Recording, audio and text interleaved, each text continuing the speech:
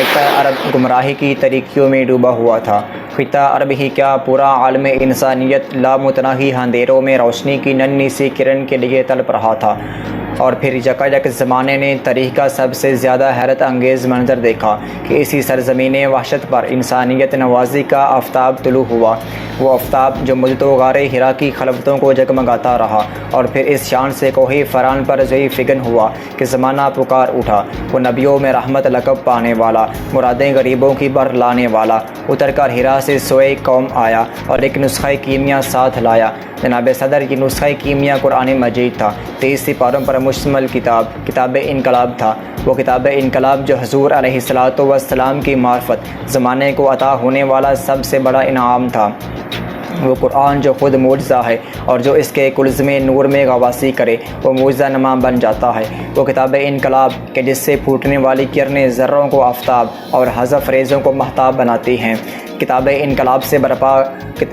انقلاب سے انقلاب برپا کرنے کے لیے ایک داعی انقلاب کی ضرورت تھی۔ یہ داعی انقلاب ذات مصطفیٰ علیہ السلام تھی، جو کتاب انقلاب کے خد و خال میں اس طرح ڈل گئی کہ قرآن ناطق کہلانے لگی۔ یہ قرآن ناطق اس قدر جامع اور اکمل تھا کہ اس کے خالق نے اسے سب سے بڑا نمونہ عمل قرار دے دیا۔ خالق کائنات نے لا رطب ولا یابس الا فی کتاب مبین فرما کر اس کتاب انقلاب کی ہمہ گیری اور جامعیت کا اعلان فرما دیا۔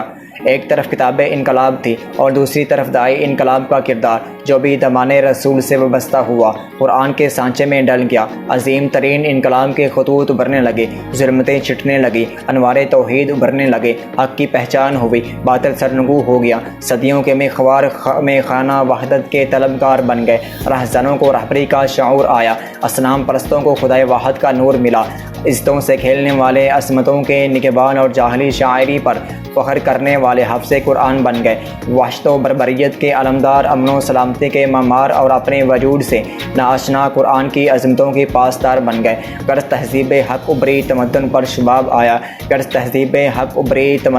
شباب آیا، خداوند جہاں کے لطف و رحمت کا سحاب آیا، فضا بدلی جہاں بدلا خدا کا انتخاب آیا، کتاب انقلاب آئی تو ہر سو انقلاب آیا۔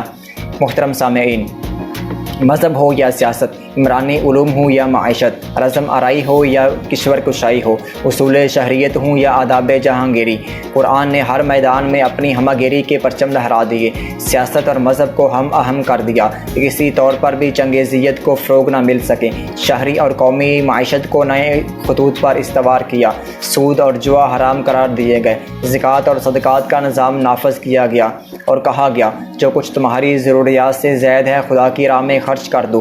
جناب صدر، کتاب انقلاب کا معاشی نظام اس قدر مؤثر اور پاکیزہ تھا کہ اسلامی معاشرے میں رزق حلال کو عبادت کا درجہ دے دیا گیا۔ زکوٰۃ دینے والے تو بہت تھے مگر قبول کرنے کو کوئی تیار نہ تھا۔ قرآن نے انسانی حقوق پامال کرنے والوں کو اخلاقی ضابطوں کا پابند بنایا، آجر اور اجیر، سرمایہ دار اور مزدور کو فرائض و حقوق کا توازن عطا کیا۔ اخوت اور مسلم بھائی چارے کی فضا میں غیر مسلموں کے حقوق بھی مقرر کر دیے گئے۔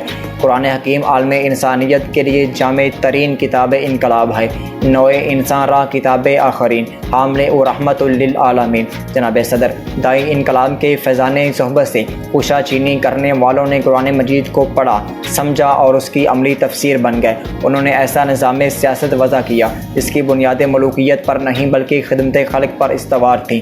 3 برے عزموں پر حکومت کرنے والا خلیفہ اسلام اس احساس سے کامتا تھا کہ اس کی سلطنت کے آخری کنارے پر کوئی کتا بھوکا نہ رہ جائے۔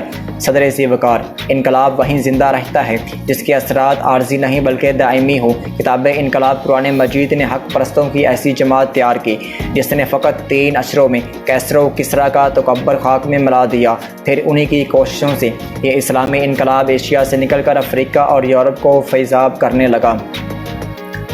جناب صدر، اس کتاب مبین کا محافظ خود رب جلیل ہے۔ اسلامی حکومتوں کو سخت ترین زوال سے دوچار ہونا پڑا مگر اس کتاب انقلاب نے بہت جلد اس زوال کو اقبال سے ہمکنار کر دیا۔ یورپ کا عیسائی متعصب مورخ فلپ اعتراف کرتا ہے، اسلام دشمن کفتوں نے وقت کی سب سے بڑی حکومت خلافت عباسیہ کی اینٹ سے اینٹ بجا دی، دریائے دجلہ لہو رنگ ہو گیا، لاکھوں عوام اور حفاظ و علماء شہید کر دیے گئے۔ ہلاکوں نے نعرہ لگایا کہ اس نے اسلام اور قرآن مجید کو ختم کر دیا، مگر قرآن کی تعلیمات زیر زمین کام کرتی رہیں اور اس نے چند برس بعد ہی پھر سے اسلامی انقلاب برپا کر دیا، ایسا اسلامی انقلاب جو پہلے سے زیادہ پرشکوہ اور ہمہ گیر تھا۔ عالی مرتب ان حقائق کو روشنی میں مجھے عرض کرنے دیجیے کہ قرآن مجید ہی وہ واحد ایک کتاب انقلاب ہے جو ہر دور کے علمی، روحانی، سائنسی اور طبیعتی تقاضوں کو پورا کر سکتی ہے۔ ایک صحابی رسول نے کیا خوب کہا تھا کہ اگر میرے اون کی رسی گم ہو جائے تو میں اسے بھی قرآن کی روشنی میں تلاش کر لوں گا۔ جناب صدر، ہمارا شاندار ماضی اس کتاب انقلاب سے خوشا چینی سے عبارت ہے۔ ہمارا عہد حال اور مستقبل اسی کتاب انقلاب کی برکات حاصل کرنے کے لیے سسک رہے ہیں۔ دلوں کے دریچے کھول دیجیے تاکہ اس صحیفہ نور کا پیغام ہمارا مقدر بن سکے۔ بلا شبہ یہ واحد سرچشمہ حکمت اور واحد پیغام کامرانی ہے۔ واحد دنیا میں بھی اور آخرت میں بھی۔